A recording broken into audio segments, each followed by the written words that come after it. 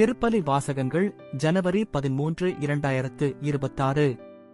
பொதுக்காலம் முதல் வாரம் செவ்வாய். முதல் வாசகம் சாமுவேல் முதல் நூலிலிருந்து வாசகம். அந்நாள்களில் சீலோவில் உண்டு குடித்தபின் அன்னா எழுந்தார். குரு ஏலி ஆண்டவரின் கோவில் முற்றத்தில் ஓர் இருக்கையில் அமர்ந்திருந்தார். அன்னா மனம் கசந்து அழுது புலம்பி ஆண்டவரிடம் மன்றாடினார். அவர் பொருத்தனை செய்து வேண்டிக் கொண்டது, படைகளின் ஆண்டவரே, நீரும் அடியாளாகிய என் துயரத்தைக் கண்ணோக்கி என்னை மறவாமல் நினைவு கூர்ந்து எனக்கு ஓர் ஆண் குழந்தையை தருவீரானால் அவனை அவன் வாழ்நாள் முழுவதும் ஆண்டவராகிய உமக்கு ஒப்புக் கொடுப்பேன். அவரது தலைமேல் சவரக் கத்தியே படாது. அவர் இவ்வாறு ஆண்டவர் திருமுன் தொடர்ந்து மன்றாடிக் கொண்டிருந்த போது ஏலி அவருடைய வாயை கவனித்தார். அன்னா தம் உள்ளத்தினுள் பேசிக் கொண்டிருந்தார். அவருடைய உதடுகள் மட்டும் அசைந்தன, குரல் கேட்கவில்லை. ஆகவே ஏலி அவரை ஒரு குடிகாரி என்று கருதினார். ஏலி அவரை நோக்கி, எவ்வளவு காலம் நீ குடிகாரியாய் இருப்பாய்? மது அருந்துவதை நிறுத்து என்றார்.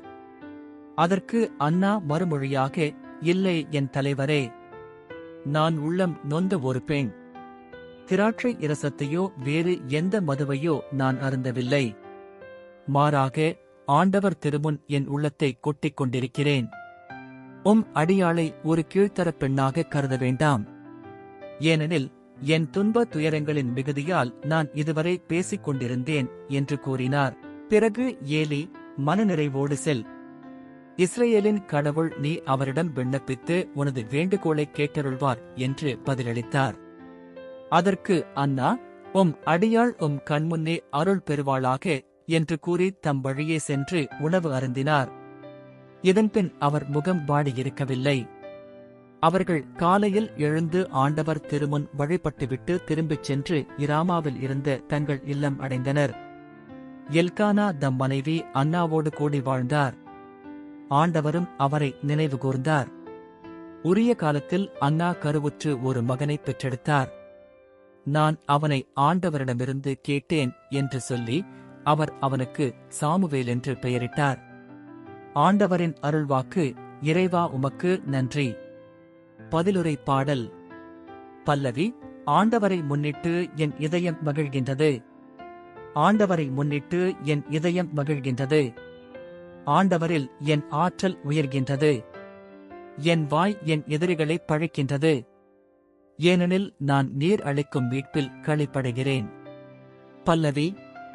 ஆண்டவரை முன்னிட்டு என் இதயம் மகிழ்கின்றது.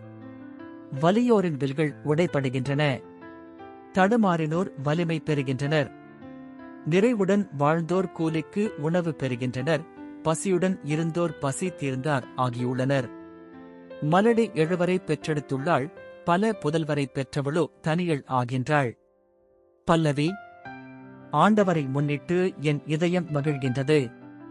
ஆண்டவர் கொல்கிறார், உயிரும் தருகின்றார். பாதாளத்தில் தள்ளுகிறார், உயர்த்துகின்றார். ஆண்டவர் ஏழையாக்குகிறார், செல்வராக்குகின்றார். தாழ்த்துகின்றார், மேன்மைப்படுத்துகின்றார். பல்லவி. ஆண்டவரை முன்னிட்டு என் இதயம் மகிழ்கின்றது. புழுதியினின்று அவர் ஏழைகளை உயர்த்துகின்றார். குப்பையினின்று வறியவரை தூக்கிவிடுகின்றார். உயர்குடியினரோடு அவர்களை அமர்த்துகின்றார். பல்லவி. ஆண்டவரை முன்னிட்டு என் இதயம் மகிழ்கின்றது. நற்செய்திக்கு முன் வாழ்த்துலி. அல்லேலுயா, அல்லேலுயா. கடவுளின் வார்த்தையை நீங்கள் எங்களிடமிருந்து கேட்டபோது அதை மனித வார்த்தையாக அல்ல, கடவுளின் வார்த்தையாகவே ஏற்றுக்கொண்டீர்கள். அல்லேலுயா. நற்செய்தி வாசகம். மார்க்கு எழுதிய தூய நற்செய்தியிலிருந்து வாசகம். இயேசுவும் சீடர்களும் கப்பர்நாகும் ஊரில் நுழைந்தார்கள்.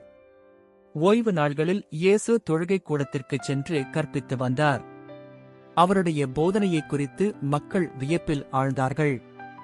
ஏனெனில் அவர் மறைநூல் அறிஞரைப் போலன்றி அதிகாரத்தோடு அவர்களுக்கு கற்பித்து வந்தார். அப்போது அவர்களுடைய தொழுகைக் கூடத்தில் தீய ஆவி பிடித்திருந்த ஒருவர் இருந்தார். அவரை பிடித்திருந்த ஆவி, நாசரேத்து இயேசுவே, உமக்கு இங்கு என்ன வேலை? எங்களை ஒழித்துவிடவா வந்தீர்? நீர் யார் என எனக்குத் தெரியும். நீர் கடவுளுக்கு அர்ப்பணமானவர் என்று கத்தியது. வாயை மூடு, இவரை விட்டு வெளியே போ என்று இயேசு அதனை அதட்டினார். அப்பொழுது அத்தீய ஆவி அம்மனிதருக்கு வலிப்பு உண்டாக்கி பெருங்கூச்சலிட்டு அவரை விட்டு வெளியேறிற்று. அவர்கள் அனைவரும் திகைப்புற்று, இது என்ன? இது அதிகாரம் கொண்ட புதிய போதனையாய் இருக்கிறதே. இவர் தீய ஆவிகளுக்கும் கட்டளையிடுகிறார், அவையும் இவருக்கு கீழ்ப்படுகின்றனவே என்று தங்களிடையே பேசிக்கொண்டனர். அவரை பற்றிய செய்தி உடனே கலிலேயாவின் சுற்றுப்புறமெங்கும் பரவியது. ஆண்டவரின் அருள்வாக்கு. கிறிஸ்துவே உமக்கு புகழ்.